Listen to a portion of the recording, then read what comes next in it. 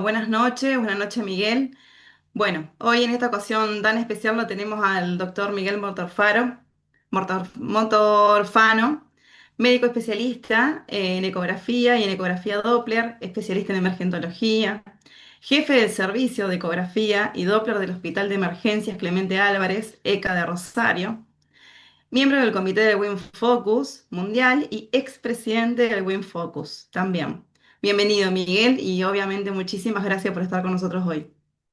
Bueno, gracias. Comenzamos directamente, Paula. Sí, sí, Sí, ya sí, sí, empezamos. sí, sí, sí, ya empezamos. Perfecto. Bueno, buenas tardes a todos. Primero que nada, gracias por la invitación. Un honor y un placer participar de nuevo con el Colegio de Médicos de Santa Fe. Estuvimos hace poco en un curso allí en la sede del colegio. Así que bueno, vamos a hablar hoy un poco de qué es el POCUS y de los protocolos FAST y de todas las últimas novedades que están saliendo por ecografía. Bueno,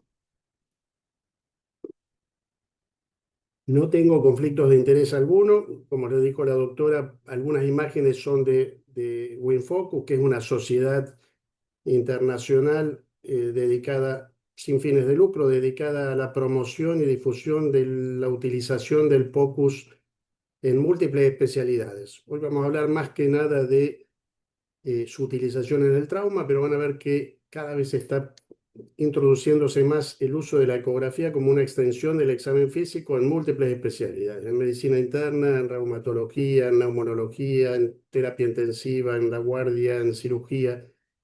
Entonces vamos a ver un poco de qué se trata todo esto y cómo podemos empezar a utilizarlo cuando ya no lo utilizamos. Y por eso puse como objetivos para esta charla que pueden interrumpir en cualquier momento si quieren hacer alguna pregunta o si no después, por supuesto, vamos a hacer la sección de preguntas, pero si no entienden algo pueden interrumpir y preguntarme durante la charla.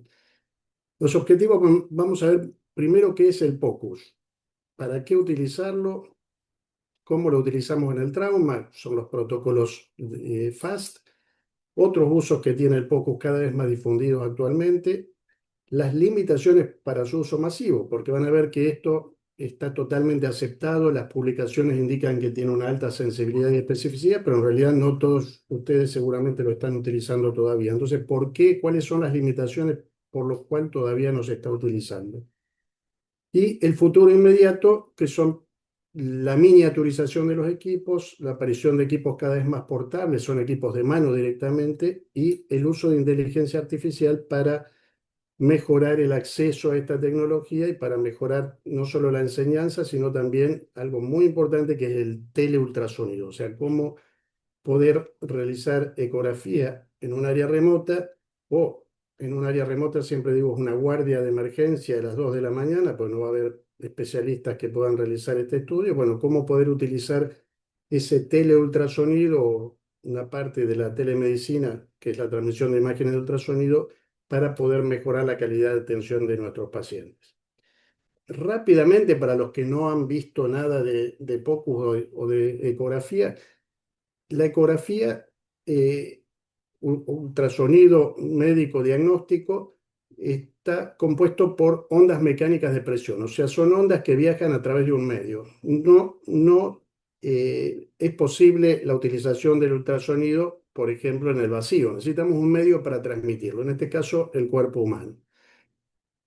La unidad de sonido es el Hertz, es un ciclo por segundo. Lo que vamos a utilizar en medicina son los ultrasonidos. Y ultrasonidos es todo lo que está por encima de la frecuencia audible del oído humano. O sea, el sonido audible por el oído humano tiene entre 20 Hz y 20 kHz. Todo lo que está por debajo son infrasonidos y todo lo que está por encima son ultrasonidos. Son estos ultrasonidos lo que vamos a utilizar para realizar el POCUS, para realizar la ecografía convencional.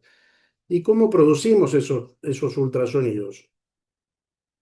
Generalmente se utilizan cerámicas sintéticas, aunque el cuarzo es el principal elemento, y nos basamos para producir ultrasonido a través de un efecto descrito por los hermanos Curie, que es el efecto piezoeléctrico. El efecto piezoeléctrico es simplemente la condición física que tienen esos cristales de cuarzo o esos cristales sintéticos que utilizamos en los transductores de ecografía, de deformarse ante un estímulo eléctrico, se deforman y producen ondas sonoras. Y asimismo tiene un efecto piezoeléctrico inverso, o sea, esto se llama ecografía porque el sonido emitido en parte rebota, o sea, en parte el eco que rebota de los tejidos después de interactuar con los tejidos es lo que va a volver a impactar en ese transductor, en esos cristales, y va a producir el efecto piezoeléctrico inverso, o sea, el estímulo con ondas mecánicas de presión, con ondas sonoras, en este caso lo va a deformar y va a producir un impulso eléctrico. Básicamente,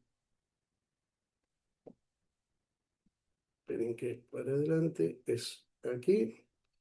Básicamente hay tres diferentes tipos de transductores que ustedes van a ver en diferentes equipos que van a variar en cuanto a la frecuencia esa utilizada. Dijimos, vamos a utilizar ultrasonidos, pero podemos utilizar transductores de baja frecuencia que tienen más penetración, de frecuencia intermedia, que utilizamos generalmente para hacer el protocolo FAS, o de frecuencia alta, que son los que utilizamos para accesos vasculares o en ocasiones para evaluar la pleura.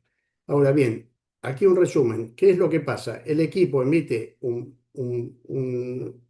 pulso eléctrico, deforma los cristales que están en este transductor que vimos recién, en la parte que contacta con la piel, emite ondas sonoras, esas ondas sonoras penetran en el cuerpo humano, interactúan con los tejidos, partes son absorbidas, partes se refractan y partes vuelven hacia el transductor. Cuando vuelven hacia el transductor, dijimos, nos da el fenómeno piezoeléctrico inverso, produce un pulso eléctrico que es analizado por el ecógrafo y produce una imagen convencional. Ese es básicamente lo que produce. Ustedes saben que todos los médicos hemos utilizado diferentes dispositivos desde tiempos inmemoriales para ayudarnos en el diagnóstico. Muchos de ellos, como verán aquí, han sido completamente dejados de lado y hasta parecen elementos de tortura más que dispositivos de ayuda. Pero muy de vez en cuando aparece un dispositivo que cambia completamente el paradigma de atención médica. Eso ocurrió con el microscopio, eso ocurrió con el estetoscopio hace ya casi más de 200 años y eso está ocurriendo actualmente con el uso focal del ultrasonido, con la utilización del ultrasonido como si fuera un estetoscopio focal.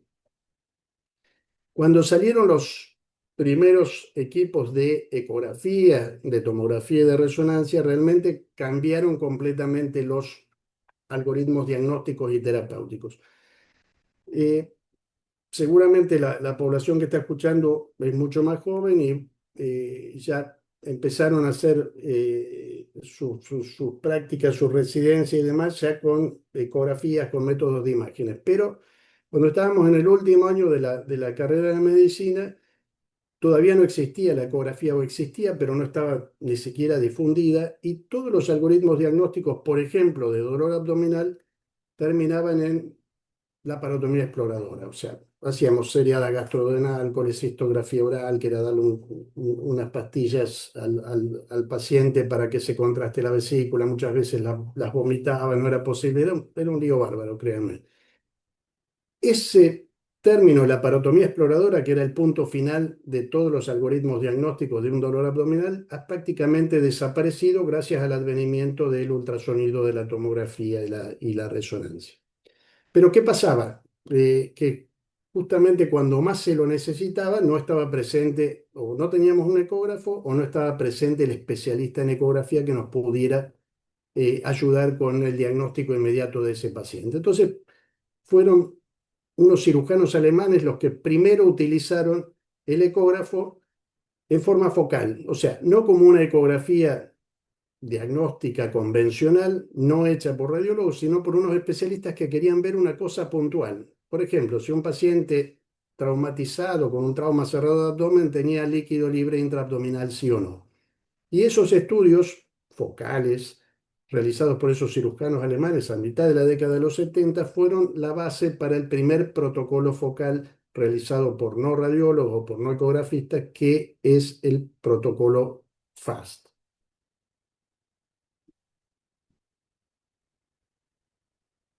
A partir de ese protocolo FAST empezaron a aparecer numerosos otros protocolos. que fueron utilizados o descritos por diferentes especialistas que comenzaron a utilizar también el ecógrafo con fines puntuales. Por ejemplo, los anestesiólogos para ver cómo estaba la vía aérea, si la tráquea estaba desviada sí o no, si el tubo endotraqueal estaba bien colocado dentro de la tráquea o si estaba en el esófago, o algunos cardiólogos para ver puntualmente no una ecocardiografía convencional, sino si ese corazón latía sí o no, si tenía un taponamiento cardíaco, si estaba hiperkinético o si estaba completamente hipokinético.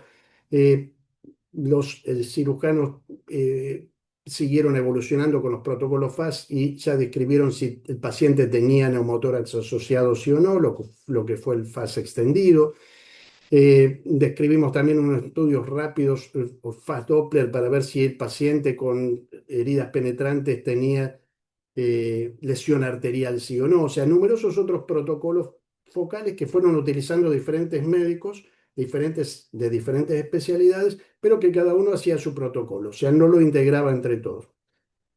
Y eso fue el principal eh, objetivo de un médico que después, a través de esa reunión que se realizó, crearon esta sociedad que les digo que se llama WinFocus, que se llamaba Luca Neri. Luca Neri era un médico emergencista de Milán que decidió llamar a todos los que habían publicado algún protocolo focal de ecografía y los reunió en Milán. Entonces, cada uno escuchó el protocolo del otro y cada uno dijo, ¿por qué no si hacemos protocolo FAST? Y hay otro que hace el estudio pulmonar y ve neumotórax, y eso también puede estar en relación con el trauma. ¿Por qué no integramos también el protocolo de pulmón? ¿Por qué no integramos el otro protocolo cardiológico, ya que estamos mirando el corazón a ver si tiene derrame pericárdico? Y entonces la integración de todos esos protocolos focales terminó en una exploración multifocal del paciente, de la cabeza a los pies, utilizando el ultrasonido como si fuera un verdadero estetoscopio visual, o sea, no un protocolo único y luego dejamos el ultrasonido, sino integrado con la evaluación clínica y el manejo completo del paciente. O sea, como si fuera realmente una extensión del examen físico y pudiéramos estar viendo dentro del paciente qué es lo que le está pasando en el pulmón, qué le está pasando en el corazón, qué está pasando en cavidad abdominal, si hay líquidos libres sí o no.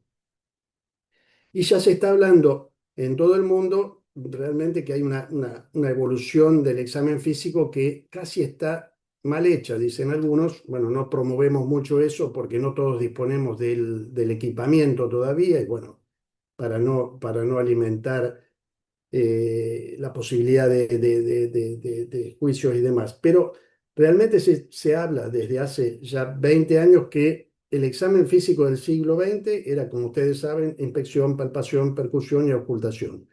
Y que en el siglo XXI el examen físico sigue debiendo hacerse inspección, palpación, percusión, ocultación, pero que debemos agregar la insonación, o sea, la utilización del ultrasonido como para mejorar el examen físico, para mejorar la evaluación inicial del paciente. Inclusive ya en algunas facultades de medicina, como la Universidad de Carolina del Sur, cuyo decano es Richard Hoffman, un médico que fue también presidente de WinFocus, ya han incorporado la utilización de la ecografía desde el primer año para enseñar anatomía, para enseñar fisiología, para enseñar semiología, y todo el examen físico lo hacen siguiendo los 5 parámetros: inspección, palpación, percusión y ocultación, seguido de la utilización del ultrasonido.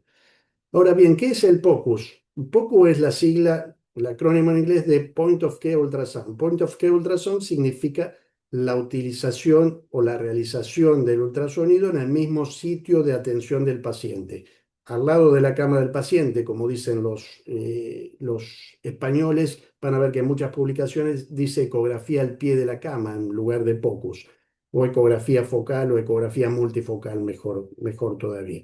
O actualmente estamos utilizando también mucho el término de ecografía clínica para diferenciarla de la ecografía imagenológica, radiológica o que realizan los ecografistas, que es fundamentalmente dedicada a una descripción de órganos y sistemas. Ustedes saben que cuando piden una ecografía convencional, piden una ecografía abdominal o una ecografía patobiliar o una ecografía obstétrica, y lo que hace el especialista en ecografía es describirles convenientemente y exhaustivamente todo el hígado, los bordes, la ecogenicidad, la estructura, si tiene quistes, la vesícula biliar, toda una descripción morfológica muy acurada, muy detallada.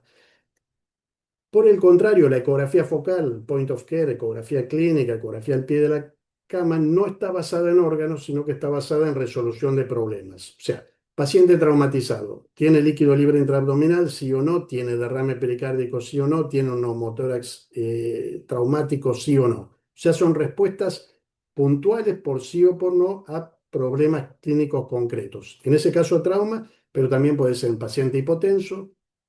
¿Cuál es la causa de esa hipotensión? ¿Es porque tiene sangrado intraabdominal o tiene un embarazo ectópico roto o tiene un taponamiento cardíaco o tiene un neumotórax hipertensivo? Lo mismo un paciente con disnea, lo mismo un paciente con shock o lo mismo un paciente con síndrome febril, buscándole paciente con síndrome febril, está con múltiples canalizaciones, tiene, bueno, buscamos a ver que no tenga una tromboflebitis, buscamos a ver que no tenga una obstrucción urinaria, probable causa de infección, buscamos una colecistitis, una diverticulitis. O sea, empezamos con el problema y utilizamos la ecografía para descartar las diferentes posibilidades diagnósticas. Entonces, es un estudio limitado, es un estudio realizado en el mismo sitio de atención del paciente, al lado de la cama del paciente o en el ámbito prehospitalario o inclusive en las ambulancias de traslado o en los helicópteros de traslado. Nuestro sistema de emergencia prehospitalario copia un poco el modelo americano, que es de trasladar el paciente que recogemos en la ambulancia o en el helicóptero lo más rápido posible a un centro de mayor complejidad.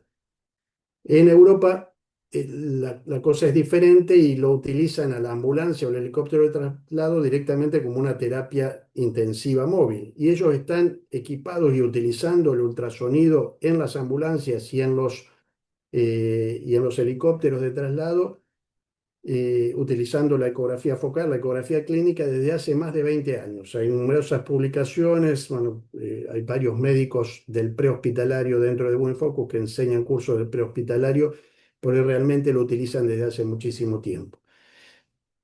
Eso es debido a que la respuesta rápida a todas esas preguntas que nos manifestamos, sin duda pueden manejar en forma inmediata una conducta terapéutica. Eso sobre todo en pacientes críticos, muy críticos, pero en cualquier paciente.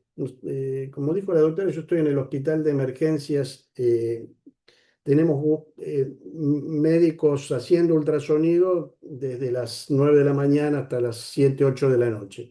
Y luego hay una guardia pasiva, pero la guardia pasiva se la llama por razones de seguridad y demás, ya que hemos sufrido en ocasiones cuando se traslada el médico hacia el hospital, bueno, o asaltos o agresiones urbanas y demás. Entonces, bueno, tratamos de realizar, cuando no está la guardia activa, o tomografía o llamar puramente para lo que se va a resolver en el momento.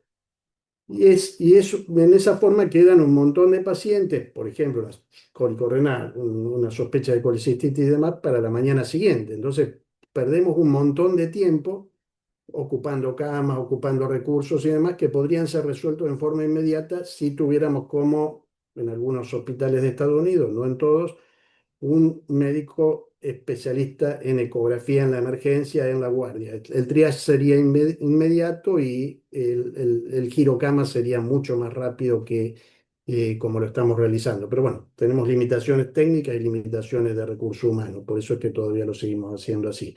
Pero sin duda, volvemos a esa sentencia, que la respuesta rápida a todas esas preguntas clínicas nos ayudaría en gran forma a resolver el cuadro en forma inmediata sin esperar a que aparezca o a que llegue el especialista en ecografía, el especialista en tomografía.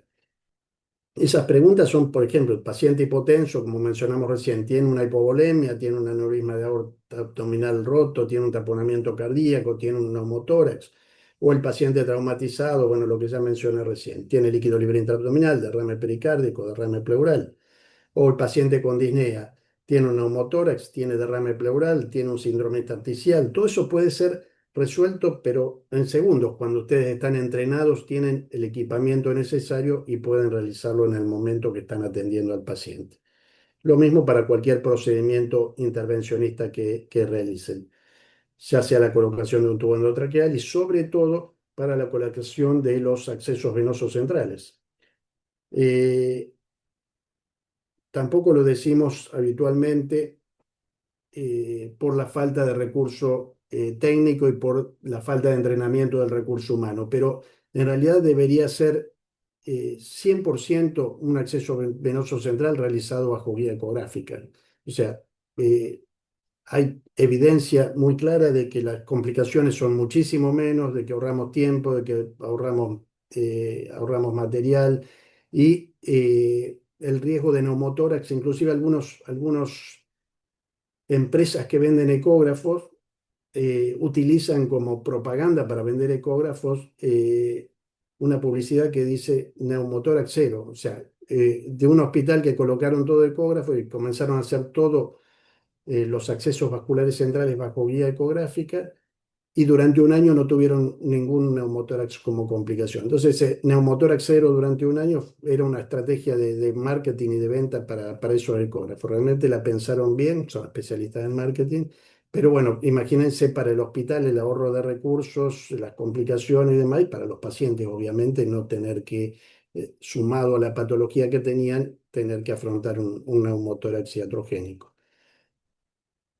Entonces, ¿para qué vamos a utilizar la ecografía focal? Vamos un poco a al título de la presentación, que era la ecografía focal o multifocal en trauma. Digo multifocal porque empezamos con el protocolo FAS, que era una ecografía focal, pero terminamos después integrándola en toda la atención del paciente traumatizado, o sea, haciendo una ecografía multifocal de la cabeza a los pies según la necesidad del paciente. El primer protocolo, dijimos, focal lo habían hecho unos cirujanos alemanes, que después lo publicaron en realidad unos americanos, que se llamó el protocolo FAST, Focus Assessment with Sonography for Trauma, o sea, la evaluación focalizada del trauma con ultrasonido, con ecografía. Y el principal objetivo del examen ecográfico era la búsqueda de líquido libre intraabdominal y la búsqueda de líquido en pericardio, o sea, de un derrame pericárdico de origen traumático. Fíjense, después lo vamos a ver varias veces porque todo esta vía de evaluación del ABCD, el protocolo FAS evaluaba nada más que la parte abdominal del líquido libre intraabdominal y agregaba el pericardio. Pero después vamos a ver cómo se puede integrar en toda la evaluación del paciente, en vía aérea, en la evaluación de la respiración, la circulación, la parte vascular, y tanto en la evaluación primaria como en la evaluación secundaria, el seguimiento, el follow-up y demás. Y no solo es este mismo algoritmo de incorporar el ultrasonido en toda esta secuencia nos va a servir para el trauma, sino que esas mismas ventanas, o sea, ventanas es donde colocar un transductor de ecografía para ver una imagen determinada, unas ventanas cardíacas, ventanas pulmonares, ventanas abdominales. Entonces, esas mismas 8 ventanas que vamos a utilizar para trauma, para el FAS extendido, son las que vamos a utilizar y nos van a servir mucho para el diagnóstico de pacientes con disnea o pacientes chocados o pacientes cuando queremos hacer una reanimación guiada por ultrasonido también, o sea, para incorporarla en cualquier paciente crítico.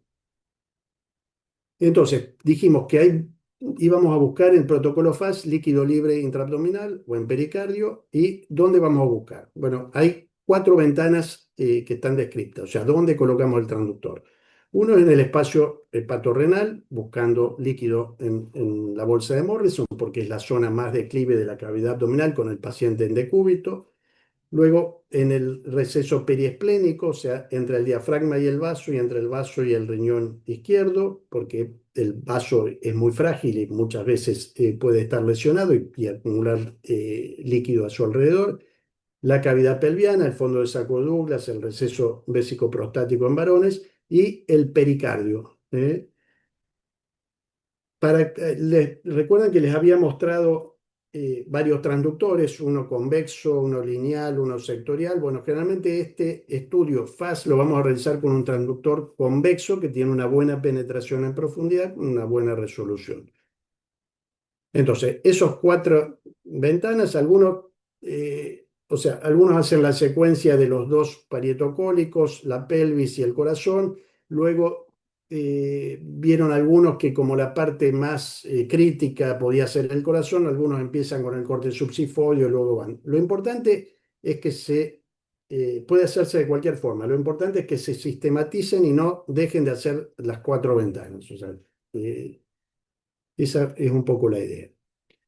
Vamos a ver rápido cómo colocar el transductor. El transductor lo vamos, para obtener este tipo de imagen, que es donde vamos a ver la bolsa de Morrison, lo vamos a colocar en la línea axilar media derecha, justamente fíjense este corte cadavérico, como sin dudas el receso hepatorrenal es la zona más declive de la cavidad abdominal. Recuerden que el peritoneo pasa por delante del riñón, el riñón es retroperitoneal, entonces pequeñas cantidades de líquido con el paciente en decúbito van a quedar en este bolsillo, que es esto mismo que vemos acá. Esto es el diafragma, esto es todo el hígado, este es el riñón y el peritoneo vendría así, cubre todo el hígado, cara inferior del hígado y luego pasa por delante del riñón. Entonces, el líquido lo veríamos en esta zona, en esta línea blanca acá. El líquido en ecografía aparece negro, o sea, sin ecos. Entonces vamos a buscar algo negro entre el hígado y el riñón. Nos vamos al otro lado, es muy similar, lo único que el vaso, fíjense que es mucho más chiquito que el hígado. Entonces no vamos a tener una buena penetración a través del hígado, va a estar el estómago allí y entonces el estómago lleno de aire no nos va a dejar pasar bien el sonido. Entonces hay que ir bien a posterior, casi tocando la cama del paciente, bien en posterior, también en corte longitudinal y vamos a ver el vaso aquí, que tiene un aspecto similar al hígado, como todos los órganos sólidos, el riñón y vamos a buscar líquido aquí, entre el vaso y el riñón y por arriba del vaso. Nos vamos a la pelvis, también es un corte longitudinal a nivel pelviano. Vamos a ver esta imagen, en este caso tenemos la vejiga llena. Todo lo que sea líquido, dijimos, es negro, no podemos diferenciar qué líquido, puede ser sangre, puede ser orina, puede ser el líquido que sea, líquido seroso, ascitis o demás. En este caso tenemos la ventaja de que esa vejiga llena, con orina en este caso, que aparece negra, va a servir como una buena ventana, o sea, va a dejar pasar bien el sonido, vamos a poder ver el posterior, donde vemos el útero aquí, la vagina, cuello del útero, cuerpo del útero, fondo del útero. Recuerden que el peritoneo viene así y se repliega acá atrás del útero, entonces vamos a buscar líquido en esta zona. Y finalmente vamos a buscar si hay líquido en pericardio, sí o no, de probable origen traumático. Y ese corte, acuérdense que el corazón está en esta zona, eh, está tapado por las costillas, está tapado por el esternón, entonces lo que vamos a tener que buscar es tratar de poner el transductor por debajo del apéndice sifoide, por eso se llama scan pericárdico o subsifoideo, lo vamos a poner bien inclinado por abajo del apéndice sifoide, tratando de penetrar a través del lóbulo izquierdo del hígado y ver el corazón. Y lo que vamos a ver es esto, el lóbulo izquierdo del hígado, las cámaras derechas que contactan con el corazón, las cámaras izquierdas, y lo que vamos a buscar si hay algo negro alrededor del corazón. Ahora vamos a ver algunas imágenes. Eso es abundante ascitis, estas son asas intestinales flotando y el líquido se va a ver negro, eso es líquido libre. Pequeñas cantidades de líquido, siempre se pregunta lo mismo, pero es muy variable. Yo no creo que nadie haya medido y correlacionado cuánto líquido había en la ecografía y después haber sacado todo como para decir, bueno, lo que se puede ver son 100 mililitros, 50 mililitros, figura en todos los libros, es tema de debate en todos los congresos, pero lo cierto es que muy pequeñas cantidades de líquido, 20, 30 centímetros cúbicos, si el paciente estuvo en decúbito mucho tiempo o inclinado ahí, pueden verse en el espacio de Morrison. Más difícil verlo en pelvis, pues bueno, mucho de esas pequeñas cantidades de líquido pueden estar interasas y demás y no es tan fácil de verlo. Pero en el espacio de Morrison, muy pequeñas cantidades ya las podemos ver. Eso tiene una altísima sensibilidad y especificidad, como ven allí abajo, de la detección de líquido en abdomen. Y como saben, la ecografía es el mejor método para evaluar si es líquido o no, o sea que es muy claro poder ver si hay líquido. Bueno, aquí vemos lo que ya vimos. tenemos corte en hipocondrio derecho, hígado, riñón, queríamos buscar líquido en esta zona. Aquí tenemos un caso patológico. Tenemos el hígado aquí, el riñón aquí y todo esto negro que rodea y parte se mete en el espacio de Morrison es líquido. Eso diría un FAS positivo. Vamos del lado izquierdo. Este es un vaso, un riñón, no hay líquido aquí en el espacio. Aquí tenemos vaso, riñón, tenemos líquido en el espacio entre el vaso y el riñón, tenemos por encima del vaso, este es el diafragma, y tenemos también por encima del diafragma, que sería derrame pleural. Y aquí tenemos un corte pelviano, lo mismo, tenemos la vagina, útero, aquí está libre, y aquí tenemos vagina, útero, y aquí tenemos líquido por detrás del útero. FAS positivo. Buscar una imagen negra allí. Allí tenemos un pequeño un video corto de cómo se ve el líquido en el espacio de Morrison. Aquí un paciente normal, sin líquido, y aquí ven que es muy fácil y muy claro. Lo importante es practicar, practicar y practicar para obtener el corte ese. Y no moverse. Si ustedes empiezan a mover, ven que está puesto ahí en un corte coronal, que se llama, que es un corte longitudinal del lado derecho. Si ustedes empiezan a inclinar o angular así, van a ver que aparecen otras estructuras, aparece la porta, la vesícula y se pierden. Si ustedes logran ponerlo bien perpendicular, subir y bajar, van a ver el hígado, van a ver el riñón y van a ver si hay líquido sí o no. La idea es eso, sí o no. Eso es una diferencia entre esto es un útero con líquido atrás y esto es una próstata, esto es un varón. No busquen el líquido detrás de la próstata, porque el receso del peritoneo se da encima de la próstata. Estas son vesículas seminales, esta es la próstata, esto es un corte longitudinal, y el líquido, fíjense cómo se acumula una pequeña cantidad de líquido, pero por encima de las vesículas seminales. O sea, el receso vésico-prostático está más cefálico, más alto que el líquido que observamos en fondo del saco de Douglas en mujeres. Acá tenemos el corte subsiforio que habíamos dicho, vemos lóbulo izquierdo del hígado, cámaras derechas, cámaras izquierdas, esa es la vena cava, pero acá tenemos pequeña cantidad de líquido, van rodeando el corazón. Tenemos las cuatro cámaras que se ven en ese corte subsiforio. Y este es, en cambio, abundante cantidad de líquido. Las cuatro cámaras ahí cardíacas y un montón de líquido. Tengan en cuenta que el volumen del derrame pericárdico no indica si va a estar taponado o no, porque un paciente que no tenía derrame y comienza con acumular líquido en forma aguda, con menos cantidad de líquido puede producir un taponamiento cardíaco. Un paciente que estaba con un derrame pericárdico neoplásico puede tener una gran cantidad de líquido y no estar taponado. O sea, eso es importante para tener en cuenta. Y eso es también una de las limitaciones del FAS, que no sabemos qué tipo de líquido es. En ninguna forma podemos saberlo. O sea, no sabemos si es orina en caso de hemoperitoneo. No sabemos si es que se rompió un quiste de ovario o si es un embarazo ectópico roto con sangrado intraabdominal, si ese líquido es ascitis, si es de diálisis peritoneal, si es del lavaje peritoneal previo, bueno, que casi no se hace más, pero muchas veces surgía esa duda. No hay forma de diferenciarlo tampoco en el caso de derrame pericárdico, o sea, si es un quiste de pericárdico, si hay presencia de líquido previo, si es un hemopericardio, y lo mismo para el hemotórax. No se sabe si eso es líquido seroso, si es sangrado. Tenemos que incorporar como todo esto en el cuadro clínico. Ya no es más un examen de ecografía convencional basada en órganos, sino que nos estamos relacionando. El paciente está hipotenso, chocado, tuvo un accidente de tránsito, tiene líquido libre intraabdominal y bueno, puede ser que sea un cirrótico con ascitis, que justo estaba borracho, lo chocó un auto y demás. Pero bueno, si el paciente está chocado, hipotenso, vemos líquido libre intraabdominal, hay otros parámetros, buscamos la vena cava a ver que no esté colapsada, buscamos si el corazón está hiperkinético, o sea, tenemos un montón de otros parámetros con la misma ecografía focal o multifocal para ver si ese líquido es más probable que sea sangrado sí o no. Pero bueno, después se vio que había descripciones de cómo se veía el derrame pleural, desde mucho antes de que saliera el protocolo. Y se vio también que había descripciones de cómo se veía un neumotórax.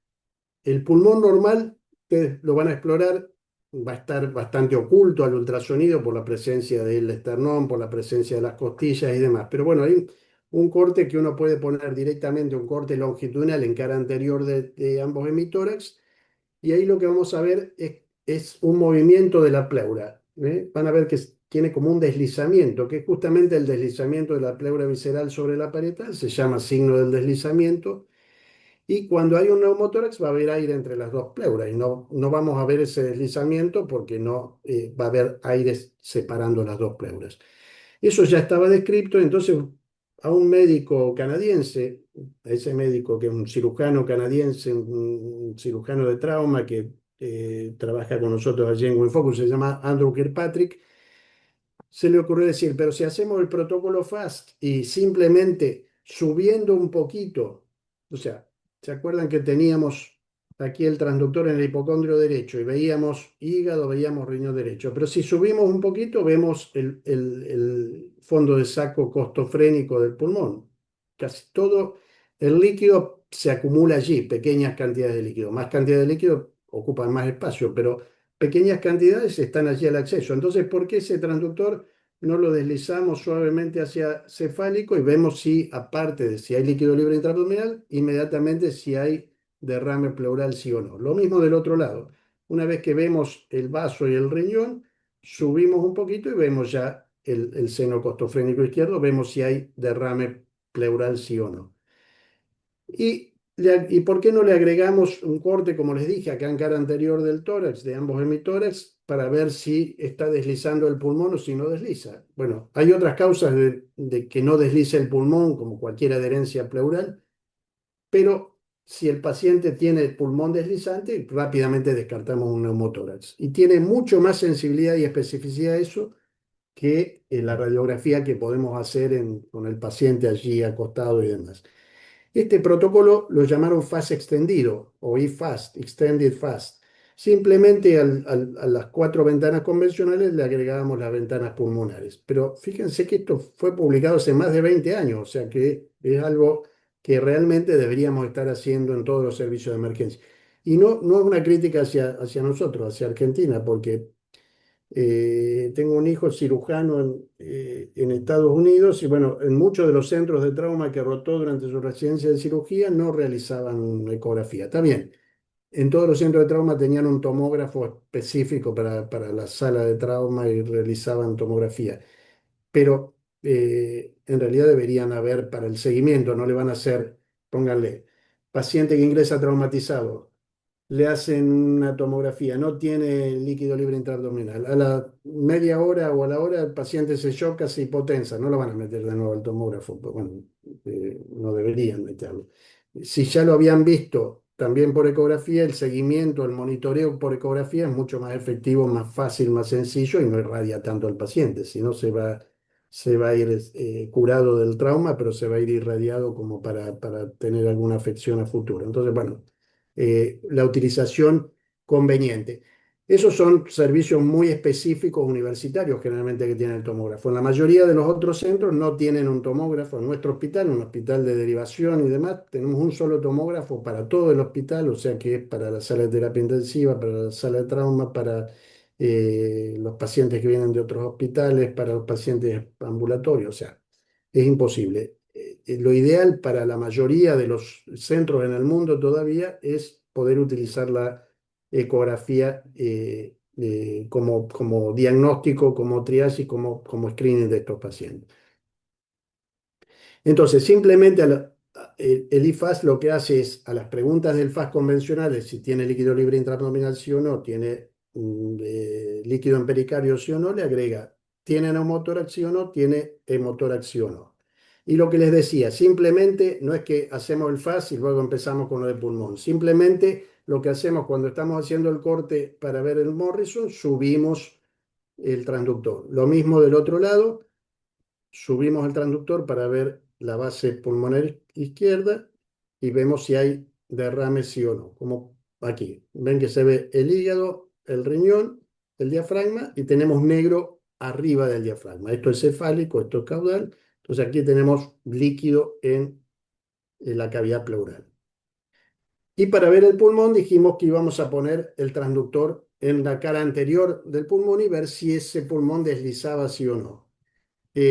Fíjense, este pulmón, bueno, acá desliza todo, este video no corre, así que créanme que deslizaba, que no tiene un neumotórax, pero bueno, aquí ven en la tomografía que este pulmón está expandido. Por el contrario, este otro, ven que tiene todo aire aquí acumulado, entonces si ponemos el transductor aquí, no va a tener deslizamiento. Fíjense, esto es una costilla, esta es otra costilla, aquí tenemos la línea pleural y esto está rígido, o sea, no desliza para nada, está totalmente rígido. Vamos a ir deslizando el transductor hacia caudal porque lo más importante en un neumotórax, que es 100% patognomónico de neumotórax, es encontrar en los neumotórax parciales el punto de confluencia entre el aire y el pulmón expandido. Eso se llama punto pulmonar y es simplemente el sitio donde el pulmón, si ponemos el transductor acá arriba, el sitio donde el pulmón está expandido y en contacto con la pared y el sitio donde hay aire. Y fíjense que aquí vemos el sitio donde desliza y aquí no desliza. Ese es el punto pulmonar. Les muestro una que se ve más claro todavía. Así es como desliza un pulmón y acá no desliza para nada. Esto justo es el punto de contacto entre el pulmón deslizante, el pulmón expandido, el pulmón aireado, y aquí es donde hay aire y no hay, y hay un neumotórax. Eso es patognomónico de neumotórax y la única forma de no verlo es cuando esté totalmente retraído hacia el ilio del pulmón, o sea que es un neumotórax completo y no haya punto de contacto del pulmón con la pared.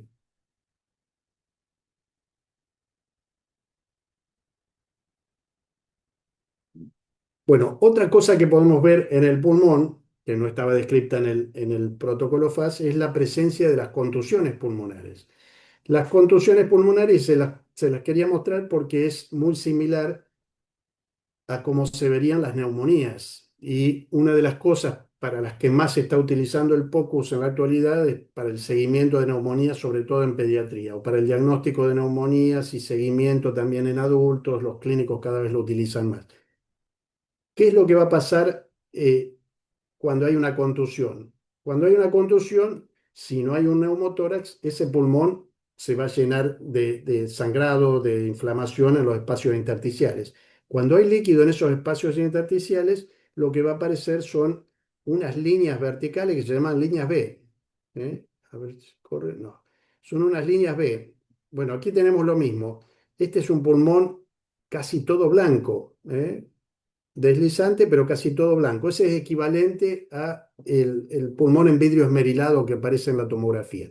Esto nos está indicando que hay líquido en los espacios intersticiales, esto es que hay más líquido todavía, y la secuencia es la siguiente. Primero tenemos un pulmón deslizante en un paciente normal. Pulmón deslizante y sin ninguna de esas líneas verticales. Cuando empiezan a aparecer esas líneas verticales, porque hay líquido, del origen que sea. Puede ser un edema de pulmón, puede ser una contusión pulmonar, sangrado seguramente en este caso, puede ser una neumonía que aparezca con esas líneas verticales. En ese caso es líquido inflamatorio o infeccioso. Entonces, todo eso nos va a dar líneas verticales. A medida que hay más líquido, esas líneas van a confluir y se hace ese vidrio esmerilado. El pulmón se vuelve totalmente blanco y deslizante. Y cuando hay más líquido, se colapsa el pulmón, se produce una condensación. O sea, es todo, aparece una imagen sólida que es muy similar al hígado. Fíjense, esto es un pulmón pero colapsado. Es muy similar al hígado, está el diafragma, aquí abajo estaría el hígado. Al ser muy parecido al hígado se llama justamente por eso hepatización del pulmón. La hepatización del pulmón puede ser por cualquiera de esos. En el caso de un trauma es por una condensación de tipo contusión. En el caso paciente ingresa con fiebre, tos, catarro, no tuvo trauma previo y vemos una consolidación, ese paciente probablemente tenga una neumonía. Paciente que ingresa disneico, tiene un corazón súper dilatado, no se contrae casi, no tiene fiebre, bueno, y tiene múltiples líneas B, pensamos que es una insuficiencia cardíaca con líquido de tipo edema de pulmón en los espacios intersticiales. Por eso es que las imágenes van a ser las mismas, En este caso estamos hablando de trauma, pero las imágenes van a ser las mismas para diferentes patologías, simplemente es ponerlo en el contexto clínico, con las mismas ventanas, lo que veíamos.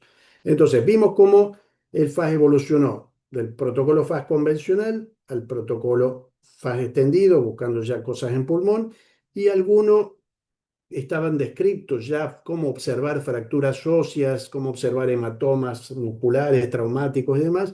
Y alguno dijo, ¿y por qué si podemos ver eso no lo ponemos dentro de los protocolos FAST y le llamamos FASTER? O sea, Focus Assessment with Sonography for Trauma, Extremities and Respiratory. O sea, le agregaba todo el abdomen pericardio, las extremidades y la parte respiratoria.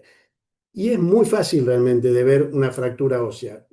Justamente en ecografía convencional uno dice, me molesta el hueso porque aparece una línea blanca, todo el sonido rebota, no pasa nada por detrás, entonces no me deja ver nada. Tenemos eh, una línea blanca que no me deja ver nada por detrás. Bueno, justamente eso es lo que vamos a utilizar. Esa línea blanca, que tendría que ser una línea blanca, no puede tener un escalón, pues si no tiene una fractura. Como en ese caso, que era una fractura, esto es un proyectil, esto era en la tibia de un paciente allí en el hospital, un proyectil, y fíjense la fractura que tiene. O sea, esto tendría que continuarse la línea cogénica acá, y bueno, tiene este escalón aquí. Vamos a ver otros casos. Estos son fracturas costales, estas de la izquierda que le estoy marcando acá. Ven que se ven muy fácil. Inclusive todos los trabajos dicen que para evaluar fracturas costales es más sensible y más específico el ultrasonido que la radiografía de tórax. Inclusive es muy fácil, pues no tenemos que mapear toda la caja torácica, sino donde el paciente justo refiere el dolor, se lo marca con un dedo y dice acá me duele, uno pone el transductor y lo que ve es que esa línea ósea está discontinuada. Es muy característico, uno le aprieta con el dedo ahí y es el sitio de dolor, eso es una fractura muy, muy fácil de ver. Y esto, fíjense que tiene movilidad con la respiración. ¿Por qué tiene movilidad? Pues esto es una fractura del esternón. Fíjense, debería seguir acá y bueno, con los movimientos respiratorios esto se está moviendo hacia adelante y hacia atrás. Pero muy, muy fácil de ver. Ahora bien, alguno dijo, pero bueno, si mirábamos el corazón, ese corte subsiforio eran los mismos que hacían otros protocolos, los cardiólogos, que era el protocolo FATE para evaluar el corazón, si latía o no latía, si tenía derrame pericárdico, sí o no, si estaba hiperkinético, si estaba hipokinético y dilatado, para hacer diagnóstico.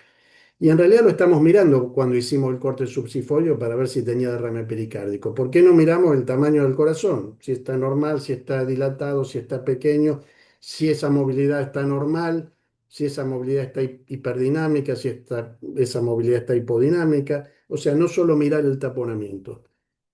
Y bueno, en ese caso, por ejemplo, es muy clarito que ese corazón está muy chiquito, casi se tocan las paredes entre sí y que está hiperdinámico. O sea, entonces sumamos, bueno, estamos haciendo un estudio FAS, vemos que hay líquido libre intraabdominal, no tiene derrame pericárdico porque no vemos, pero vemos un corazón hiperdinamico y decimos, ¿por qué tiene este corazón hiperdinámico? Pareciera que que esa hipotensión que tiene el paciente es por ese sangrado y seguramente es un sangrado porque tenemos también un corazón hiperdinámico. ¿Qué otra cosa puedo agregar? Y puedo agregar otros cortes si no veo ese corte subsiforio.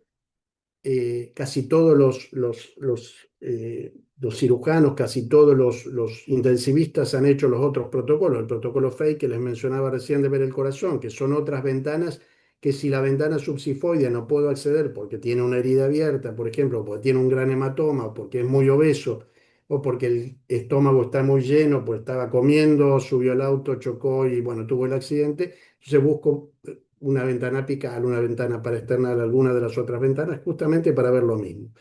Pero lo mismo puedo hacer para ver la vena cava inferior. Fíjense cómo este corte y por qué, quizá esto, por qué enseñan anatomía también utilizando ecografía. Fíjense que esto es exactamente igual. Esto es el hígado y la vena cava, cómo pasa el hígado. Esto es el hígado y la vena cava pasando el hígado. Realmente el que puede ver esa imagen no se olvida más de cómo es la anatomía del paciente.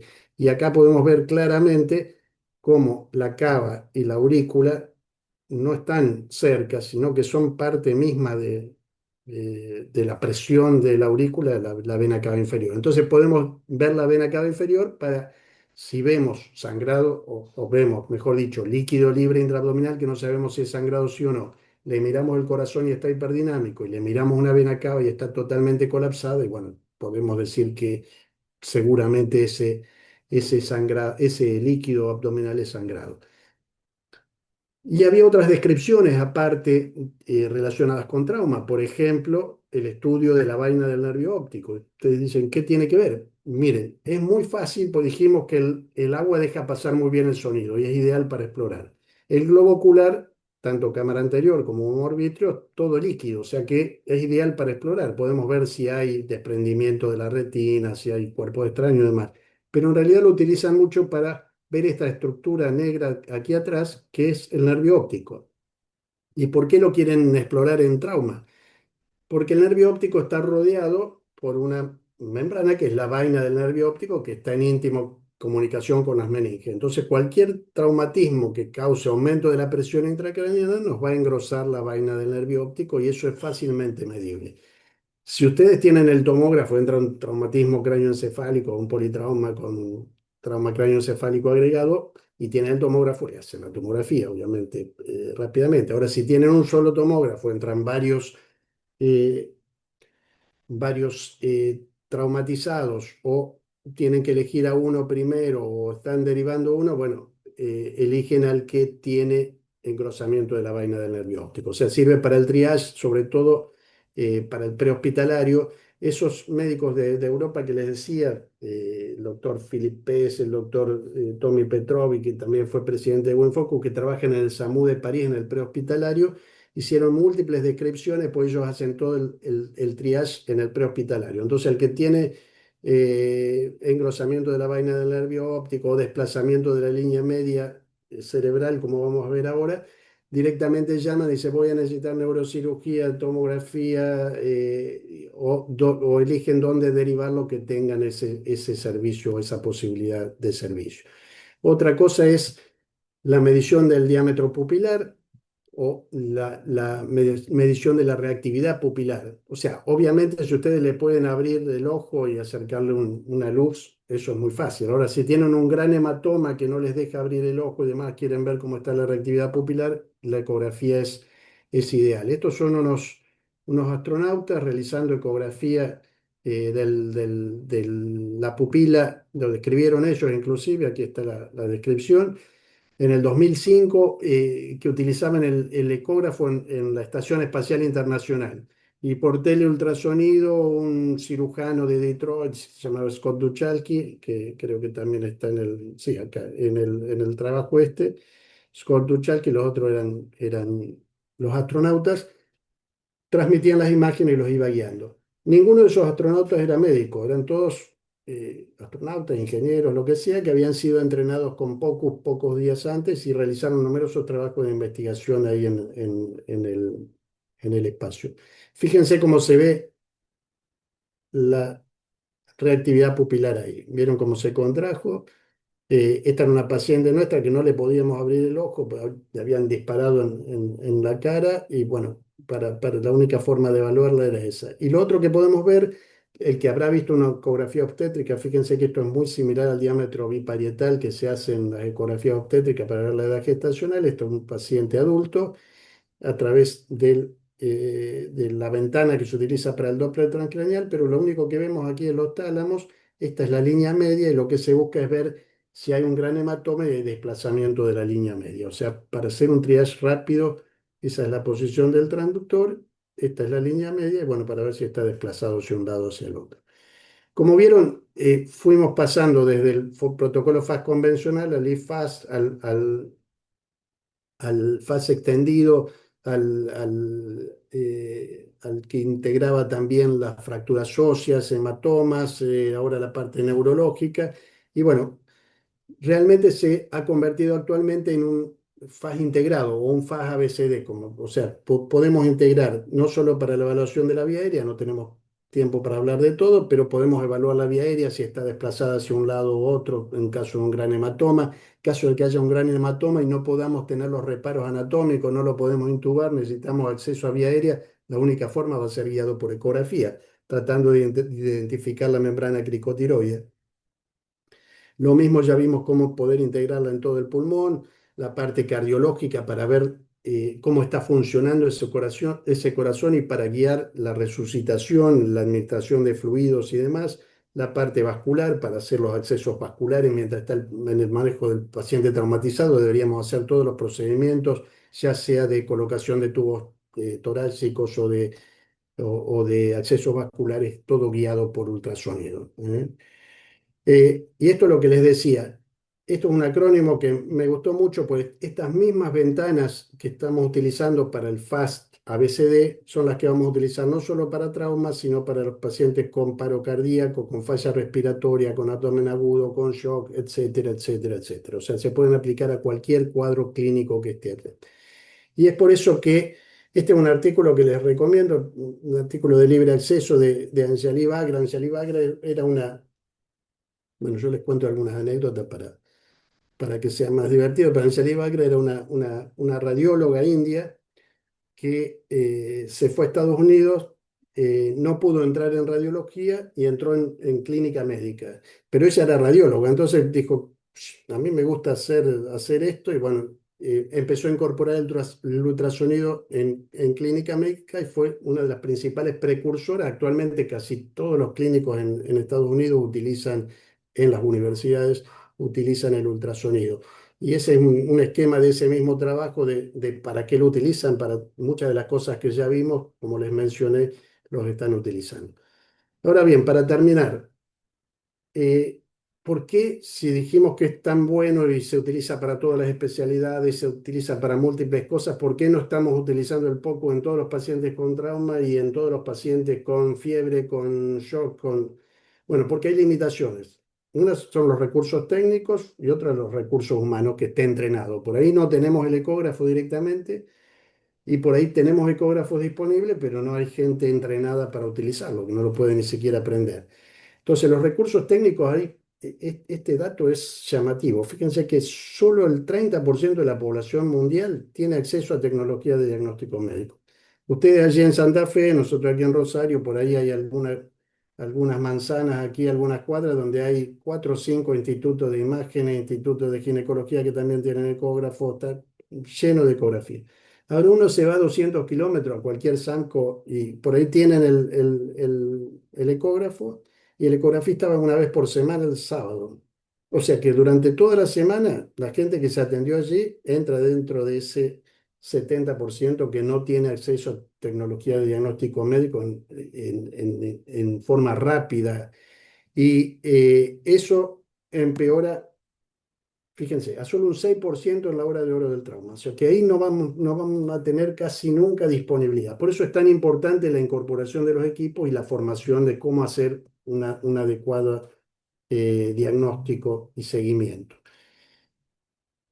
Eso ha mejorado mucho el acceso al recurso técnico, pues bueno, los ecógrafos principalmente han pasado varios años, por lo cual algunos ecógrafos han sido descartados por los imaginólogos o por los ecografistas, los dejan de lado y los podemos utilizar en la sala de terapia intensiva, en la sala de trauma o por ahí conseguimos que nos compren a uno. Pero hay dos factores principales que han hecho que haya aumentado mucho el acceso al recurso técnico. Una es la miniaturización de los equipos.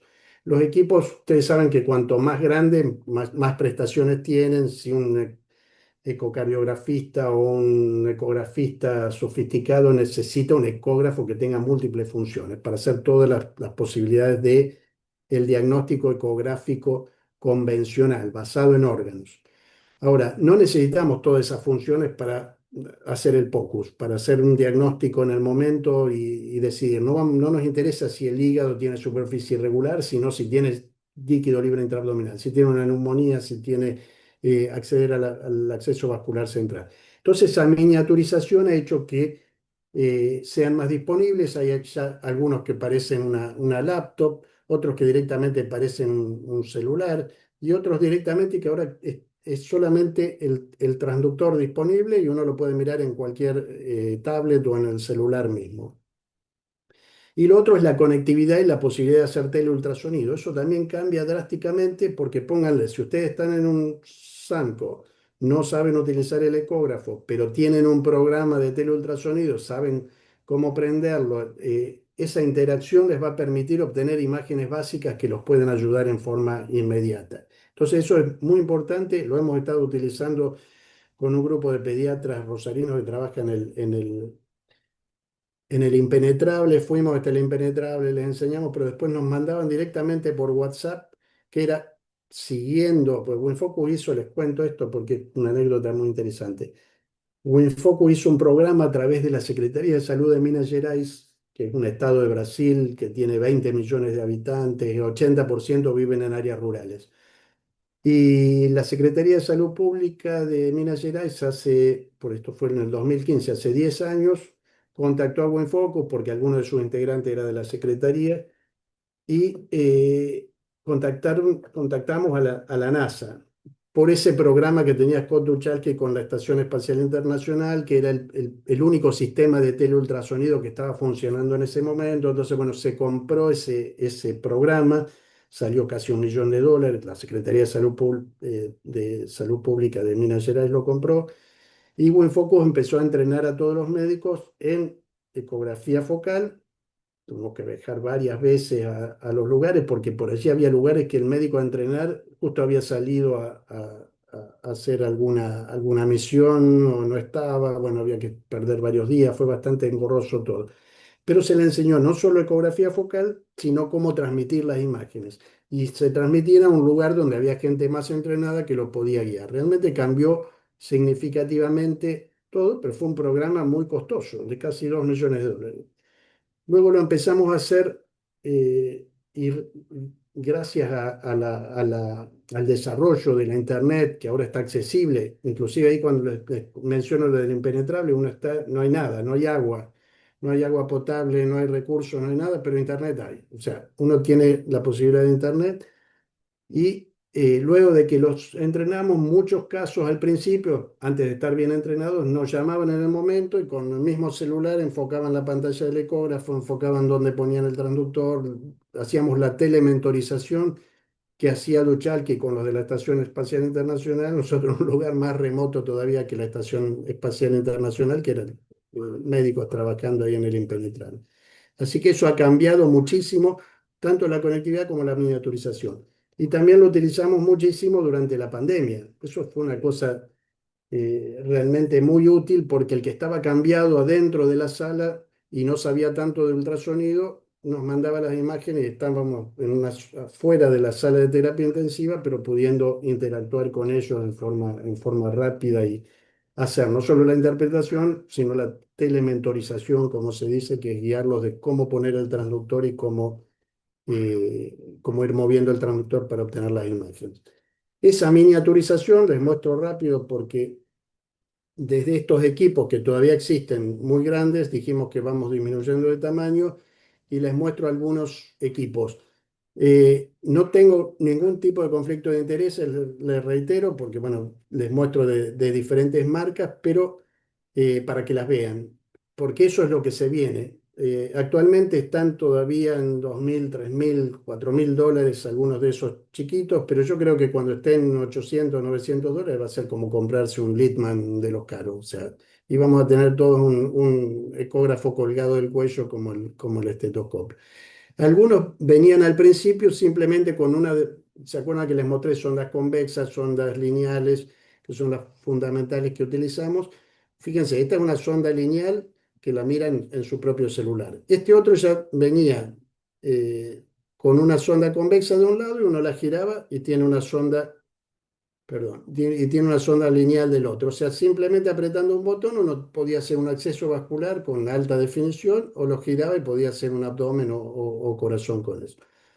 Y este directamente incorpora los tres, o sea, con un solo cabezal, directamente con un botón lo cambiaba de convexo a lineal a sectorial. Realmente tiene sus ventajas, como que es más disponible de más, tiene la desventaja de que uno lo debe cuidar mucho, pues muy fácil de que se lo roben, de que tiene pocas horas de duración la batería, de que por supuesto la imagen no es la misma calidad de imagen, pero fíjense cómo acá se ve una vena con un acceso vascular, realmente nos sirve para la vida diaria. Y cuando bajen los precios, seguramente vamos a acceder. Y esto es otro equipo que salió, el Butterfly, eh, que nos arruinó la clase de física que dábamos, porque se acuerdan que les mostré al principio de que era todo el efecto piezoeléctrico, que el impulso eléctrico deformaba el cristal. Bueno, esto no hace nada de eso.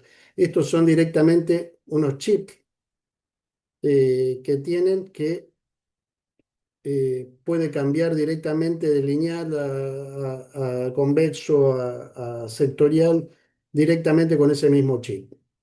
Eso supuestamente cuando salió decían que implicaba una revolución tecnológica en cuanto a que el costo de esos chips era mínimo, o sea que podían emular diferentes transductores a bajo costo. Lo cierto es que siguen saliendo igual que los otros, pero bueno, la posibilidad de que bajen los costos en algún momento cuando esto se masifique está ya dada porque es otro tipo de tecnología y con una calidad de imagen muy buena.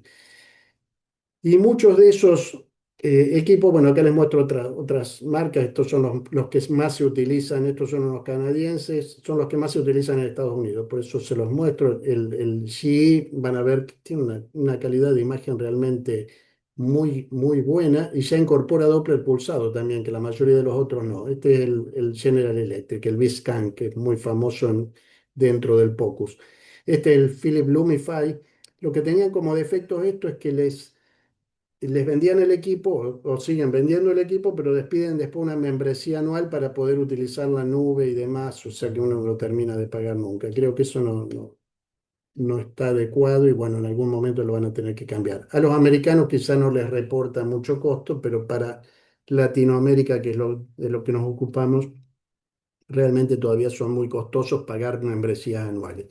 Hay unas alternativas que son muchos ecógrafos chinos que realmente se ven muy bien pero que no tienen respaldo técnico. Siempre que me preguntan cuál comprar, y yo digo, bueno, fíjense que tenga respaldo técnico.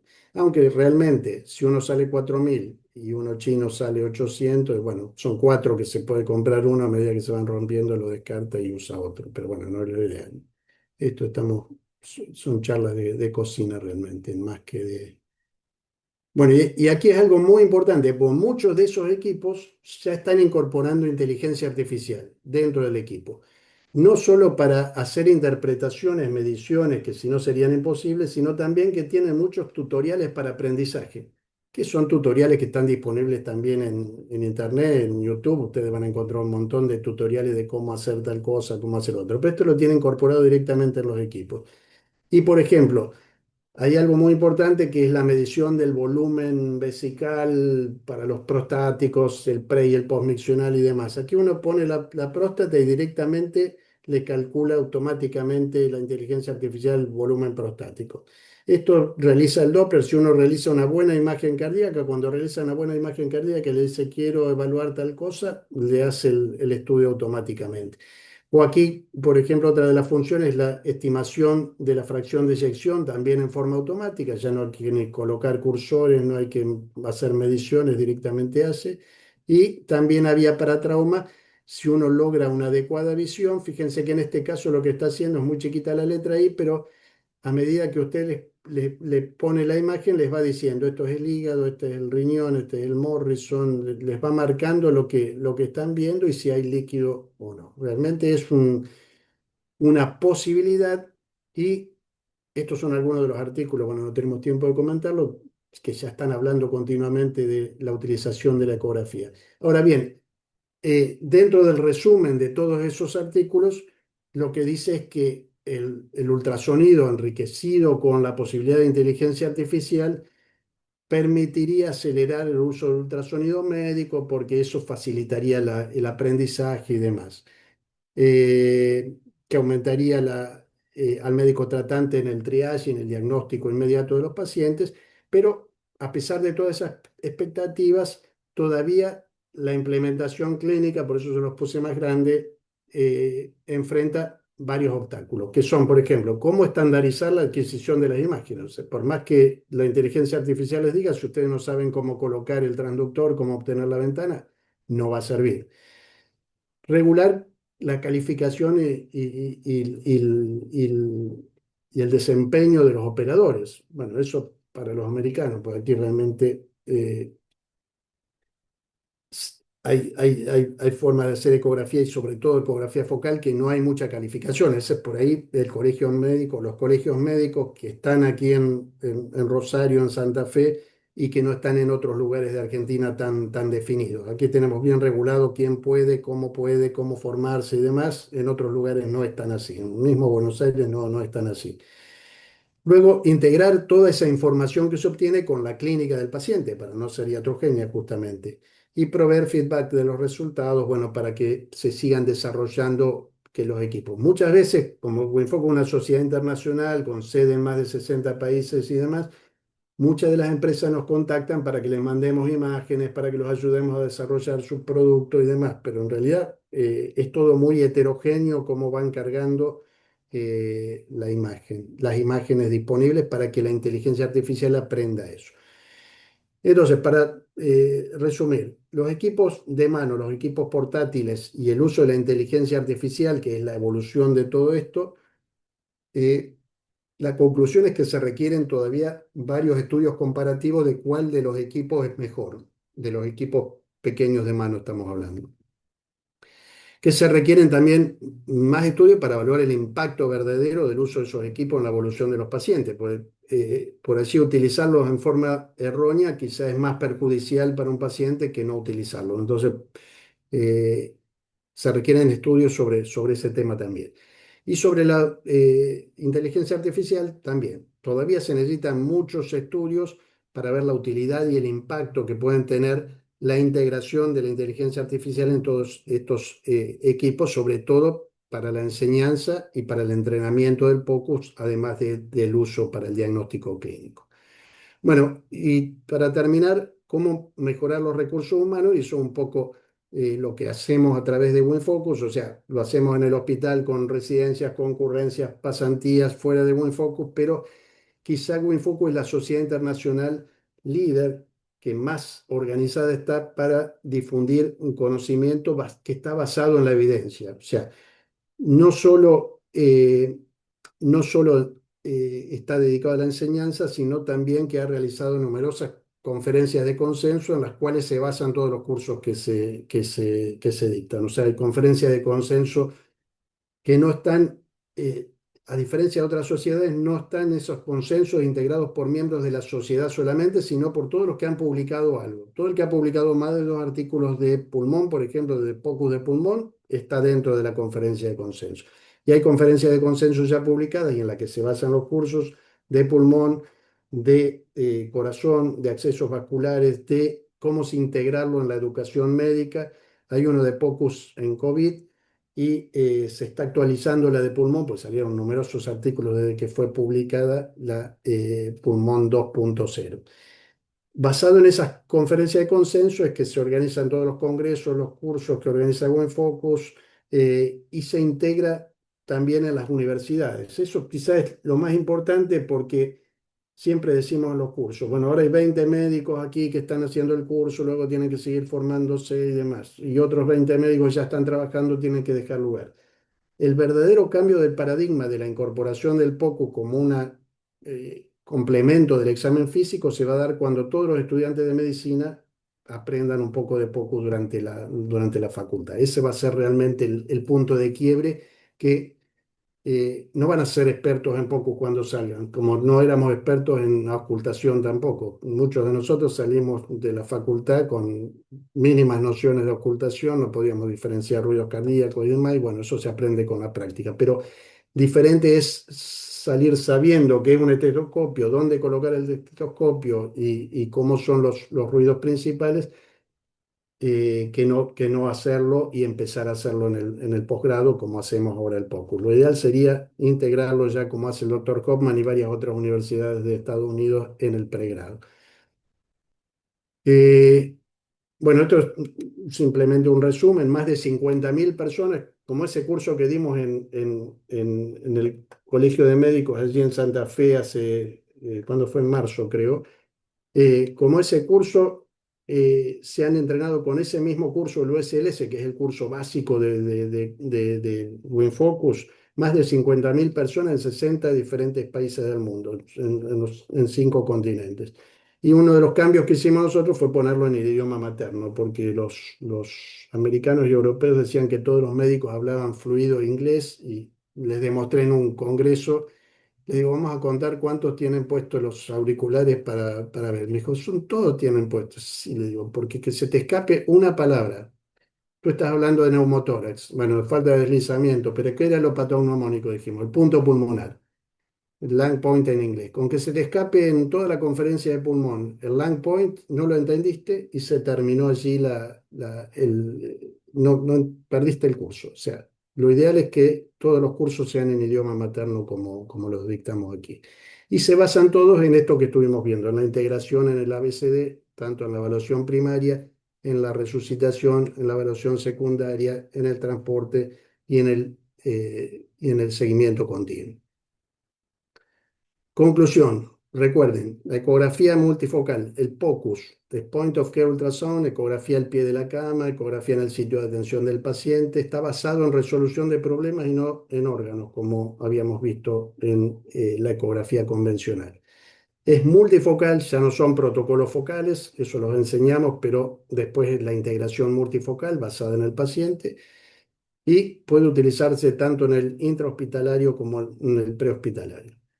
Bueno, creo que cumplimos con los objetivos de ver qué era el POCUS, para qué usarlo, los diferentes protocolos en trauma, otros usos del POCUS en diferentes especialidades, cuáles son las limitaciones para el uso masivo y el futuro inmediato de los equipos de mano de inteligencia artificial. Lástima que no pudimos salir a festejar anoche, aunque se llenó igual el monumento, pero bueno, han arreglado toda esa zona de Rosario, así que los invito a que la visiten porque quedó muy bonita. Arreglaron toda la parte de la fuente, de las estatuas de Lola Mora y todo el pasaje está muy lindo para visitar. Así que cuando tengan oportunidad los esperamos aquí en Rosario. Bueno, estamos ahora dispuestos para las preguntas, comentarios o lo que quieran aportar. Excelente, Miguel. Muchas, muchas gracias. Con todo esto que Bueno, dijiste me hizo recordar el buen foco que cursamos acá. bueno, Muy bueno, de la resumirlo un verdad que poco, sí. pero para motivarlos más que nada para que Sí, sí, se exactamente, puede exacto, hacer exacto. realmente y puede ser de utilidad. Exactamente. Sí, nosotros ahí en el hospital en La Guardia lo utilizamos mucho para todos esos pacientes que estabas diciendo recién. Bueno, como yo puse mientras vos estabas hablando, le comenté a los chicos que si querían hacer alguna pregunta que la escriban, pero hasta ahora son solamente palabras de agradecimiento. Bueno, Un Así comentario que, puede ser, me cedieron el micrófono. Arturo, Sí, buenas noches, ¿cómo doctorazo. estás? ¿Todo Bien, bien? algo para dar fe de lo que dice el doctor. Hace unos años me invitaron de la Fundación La Higuera porque habían donado un ecógrafo del Colegio de la Segunda para llevar al Chaco. Y bueno, yo di toda la parte de atención primaria y el doctor había dado todo esto de WinFocus. Y lo utilizaban los estudiantes de medicina que voluntariamente iban al monte allá en el Chaco donde no hay nada. Doy fe porque he estado allí. Y otra cosa que también me impactó, unos años atrás vino una de las profesoras titulares de la Universidad New England de Australia y allá los médicos rurales, yo soy médico rural, hacen ecografías, tienen una formación básica como para salvar, porque tienen distancias fenomenales para poder llegar a los centros de atención primaria. Así que la ecografía se tiene que imponer en algún momento. un comentario, un gusto, doctora. Eh, un comentario. Uno de los médicos que hacía guardia en el hospital, un cirujano, que era jugador de rugby. Esto es todo anecdótico, pero bueno, es entretenido dar todo el background. Que era jugador de rugby cuando era estudiante y se fue y jugó en Parma, jugó en Roma, fue profesional de rugby en Italia. Luego volvió y se puso a hacer cirugía acá y hacía guardia en el hospital. Bueno, un día se cansó y dijo, me vuelvo a Italia porque conseguí trabajo allá, la guardia, no sé cuánto juntaba, muchísimo más que aquí. Y un día me llama, un mes después me llama y dice, había hecho un curso de buen focus en el hospital de Granadero Baigorria. Me dice, ¿podré ir al hospital unos meses porque mucho no sé hacer y para darme una guardia de emergencia en Italia me piden que sí o sí maneje el ecógrafo? Entonces volvió, tuvo que estar 2 o 3 meses rotando, porque si no, no le daban la guardia. O sea, a ese nivel estamos, que sí o sí tienen incorporado, en España pasa lo mismo, sí o sí tienen que hacer ecocardio básica y ecografía Claro. POCUS para poder hacer una guardia de emergencia en esos 2 países al menos. Sí, miraba que no sé cuánto es la tasa de impuestos, pero hay ecógrafos portátiles en China que valen 300.000 argentinos. Habría que ver en qué condiciones llegan y todo lo demás, ¿no? Exacto, sí, porque siempre decimos, bueno, que tenga servicio técnico. Bueno, seguramente Claro, no va a tener servicio técnico, pero el costo realmente es bien accesible y bueno, si se rompe, no se tendrá que Exacto. comprar otro. Más que, excelente, doctor. Muy buena bueno, su gracias. actividad. Arturo, ¿te parece que digamos lo de las insignias Sí, son 2 segundos para los que siguen conectados? De todos modos, yo lo voy a escribir en el chat también. adiós. Eh, que para los que quieran el certificado, hay 5 preguntas después que se hacen fuera de acá, ¿no es cierto? Y la insignia sale 5.000 pesos. Ahora yo voy a escribir el mail de Mariana Montenegro, que es la secretaria del Colegio de Médicos, que es donde ustedes tienen que pedir, donde tienen que mandar el pedido de las insignias, le hacen 5 preguntitas respecto a todo lo que dimos recién y nada más. Muchas gracias, Miguel. Muchas, Bueno, un muchas. gusto fue. ¿Eh?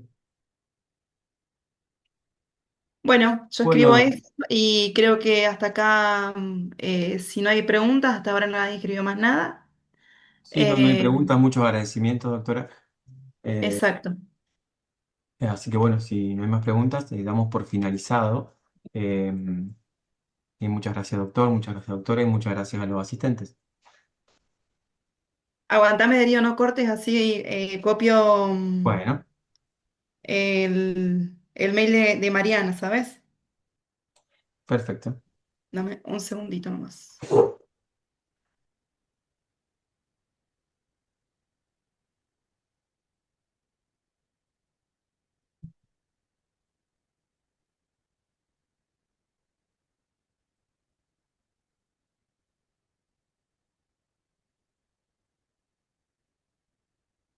Ahí estamos. Bueno, ese es el mail para los que quieran tener el... A ver, Horacio, ¿vos le podés dar lugar a Horacio, Ahí está habilitado Horacio Darío? para poder hablar. Tiene que Ahí activar está. tiene que activar su Activa micrófono. el sonido Ahí nomás, está, Horacio. ahí está. Ahora sí, pues hasta ahora.